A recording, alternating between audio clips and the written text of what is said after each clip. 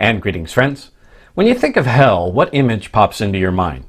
Well, most cultures around the world, including the Christian culture, believes hell is described this way. David, I'm going to hell. The worst place in the world.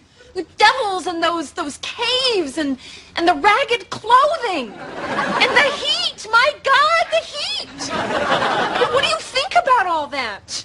It's gonna be rough. You should be trying to save me. Don't boss me. This is why you're going to hell. I am not going to hell. And if you think I'm going to hell, you should care that I'm going to hell, even though I am not. You stole my Jesus fish, didn't you? Yeah, that's right.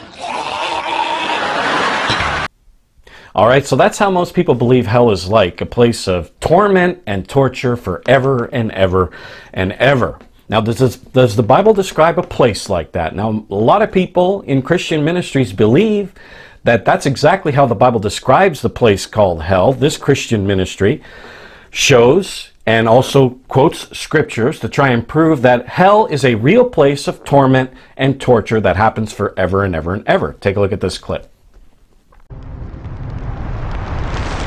Now, what is hell? Well, let's take a look at what Jesus himself says about hell first. Matthew 25, verse 41. Then he will say to those on his left, "Depart from me, you cursed, into the eternal fire, prepared for the devil and his angels." Here we clearly see that hell will be an eternal place, a fire. And it's a place that was originally created for the devil and his demons. Do you know what that means?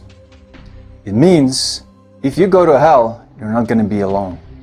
And you know, many people who had near-death experiences, like Bill Weiss, they said that when they experienced hell, they saw demons. Let's go to verse 46. And these will go away into eternal punishment, but the righteous into eternal life.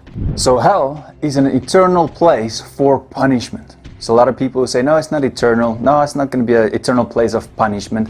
Well, that's not what the Bible says. The Bible says it is an eternal place of punishment. And it is for those people who wanted to live their life here on earth, this temporary life, in sin, who chose the darkness over the light, who rejected the truth of Jesus Christ. Jesus also says in Matthew 13, verse 49, "So it will be at the end of the age.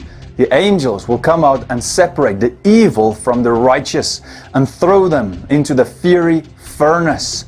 In that place there will be weeping and gnashing of teeth." Wow, what a terrible place. Weeping and gnashing of teeth. Do you know how bad hell is going to be like if people are going to do that for all eternity? I can't believe that there are even Christians who say, no, hell is not real.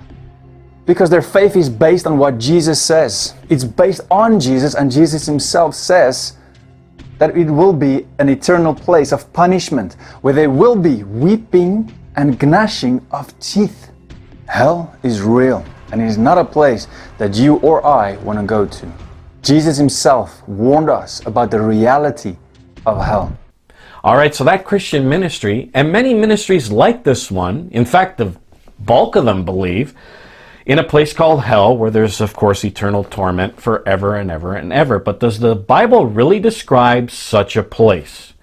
Now, when you look at that, in that video clip that I just showed you, number one, this minister, this preacher, automatically assumes that the Bible talks about an immortal soul. And the Bible does not. The Bible says that the soul that sinneth, that's the soul, shall die. Souls die in the Bible. That's in Ezekiel, the 18th chapter. Jesus Christ of Nazareth said that the soul is destroyed in Gehenna fire. Matthew, the 10th chapter, verse 28. Now, I did a Bible misconception video, and I go through that scripture in great detail, and you can check it out on our YouTube channel. And all the videos that I did on hell, I'll put all the links in the description below, and you can check that out anytime you wish. But Jesus said that the soul shall be destroyed. You cannot find these two words put together in the Bible. The immortal soul, the immortality of the soul. It's just not there. Instead, it says that Christ alone has immortality. And then it says, at the second coming of Jesus Christ, that we must put on immortality. It's not something that's inherent within you. That's the belief of the pagan Greeks. It's not a belief in the Bible. The Bible says that we must put on immortality, and that happens at the second coming of Jesus Christ of Nazareth. Another point. This preacher never explains the word that is translated hell in the Bible, the three Greek words that are translated hell in the Bible. He just talks about hell. And when he says hell, of course, what is the image that pops up into your mind? Well, what Elaine Bennis said in that clip, a place of heat and caves and ragged clothing and, of course, the devil and so on, and pitchforks. This is the image that pops up into your mind. And, of course, this is what he believes. And that's pretty much a person putting their preconceived ideas, their presuppositions into the Bible and interpret the Bible in that way instead of letting the Bible speak to them. So he doesn't explain the three Greek words, which is Tartaru, Hades, and Gehenna. And these three Greek words are translated hell. Now, Tartaru means a condition of restraint. And that's for the demons. They are locked on this earth. They're in a condition of restraint, and their influence cannot pass the boundaries of this earth. And of course, I did a Bible misconception video on that. Of course, the description is in the link is in the description below. The other word is Hades, and it just simply means the grave. And then the other word is Gehenna, and that's the valley of Hinnom, down in Jerusalem, where the town dump smoldered, and the fire was continually burning because it was continually fed. And Jesus says the lake of fire is like Gehenna, Gehenna fire. Now he also says that this place, the lake of fire, Gehenna, is a place prepared for the devil and his angels. And then he says, you're not alone in hell. The devil and his angels are there. But look at it. It says it is prepared for the devil and his angels. They're not there yet. It's a place for them, prepared for them. And right now, the devil and his angels, again, are in Tartaru. They're in a condition of restraint. They are locked on this earth. Their influence cannot pass the boundaries of this earth. So they're locked on this earth, and of course they're influencing governments and religious institutions and so on.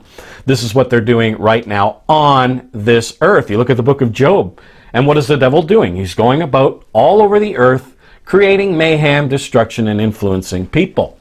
This is what he's doing. This is what he's doing right now. This place is prepared for the devil and his angels.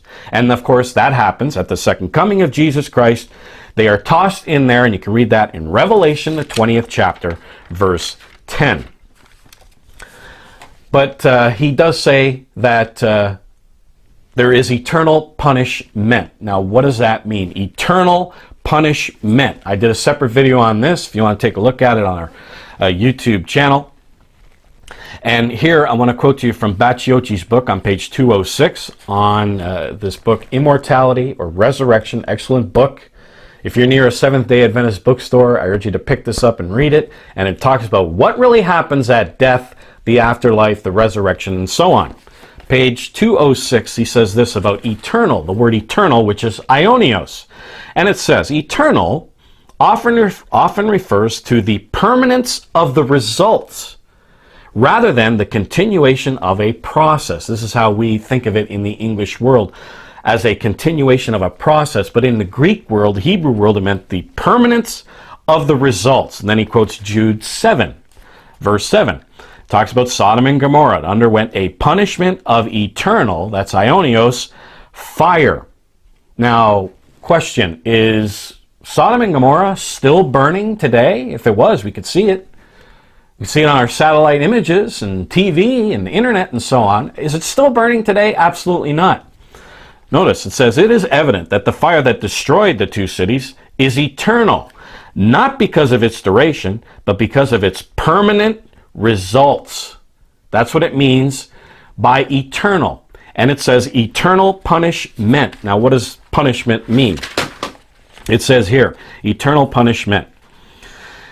It says here that the Greek word is kolesis, and in Milligan's vocabulary of the Greek Testament shows that the word was used at that time with the meaning of pruning or cutting down dead wood. And it says it often reflects the frequent phrase in the Old Testament that he shall be cut off from his people, Exodus 30, verse 33, Leviticus 7:20, and so on.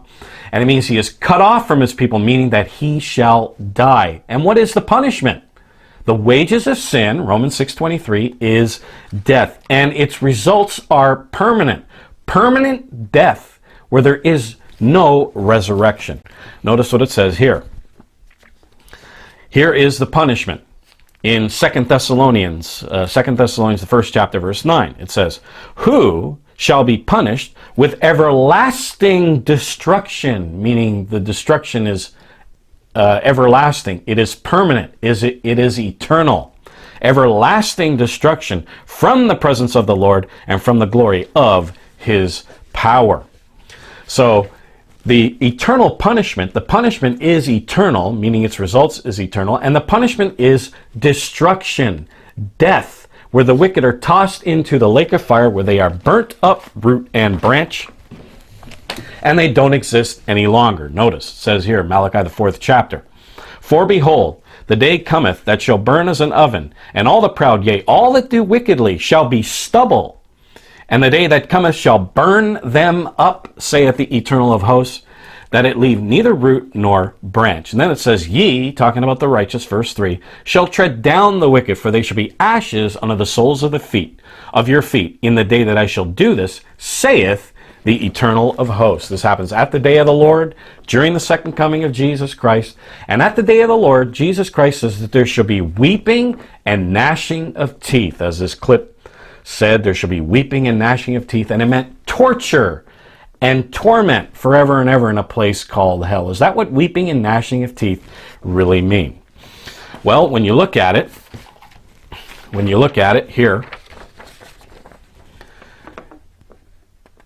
in Zephaniah, the first chapter, verse 14, here it's talking about, again, the day of the Lord. And in Matthew 8:12, 22:13, 24:51, 25:30, it talks about the day of judgment, the day of the Lord that comes. And it says, "The day of the Lord is near." This is in Zephaniah. "It is near. It hasteth greatly, even the voice of the day of the Lord. The mighty man shall cry bitterly." There's the weeping. The mighty man shall cry bitterly. Why? Well, because he's going to lose his power. Because Jesus Christ is coming to set up the kingdom of God. And the mighty men are going to lose their power, so they cry bitterly. They're crying because they hate what God is doing. Then the psalmist says this in Psalm 112:10. "The wicked shall see it," that's the day of the Lord, "and be grieved." They are grieved. They're showing grievance towards God. "And he shall gnash with his teeth and melt away. The desire of the wicked shall perish." They're showing grievance towards God. That's why they're gnashing their teeth, because their desire, which is their sinful ways, their sinful acts, are coming to an end, because Jesus Christ is setting up the kingdom of God. He's setting up the kingdom of God. And righteousness is going to rule and reign, and the sinful and the wicked, rather, hate it. So when it talks about weeping and gnashing of teeth, it means that they hate God. They're showing their grievance towards God. It's got nothing to do with torment and torture forever and ever and ever. And so Jesus says that these people are going to be cast into utter darkness. Now, what does that mean? Well, as we've shown here, the eternal punishment is everlasting destruction, that they are destroyed, and the results are everlasting. It is eternal. They are destroyed, and they don't exist any longer. They are ashes under the soles of the feet of the righteous. They are destroyed. And that is what the utter darkness is. It means non-existence for the wicked people who refuse to repent. And they are tossed in the unquenchable fire, he said. And what does that mean? Well, again, back to this book on page 213, talking about the unquenchable fire. It means it would continue, and it would not be extinguished until it had consumed all that there was. And then it would go out. So you cannot extinguish this fire until it's done its job of consuming all of the wicked people. And that's what it means by the unquenchable fire. Now, if you want to know more on what the Bible truly says about hell, again, I put the links of the videos I did on hell in the description below. And I also put a link to our booklet on hell as well. So when Jesus says here that there will be weeping and gnashing of teeth, it's got nothing to do with eternal torment and torture in a place called hell. That's just another Bible misconception.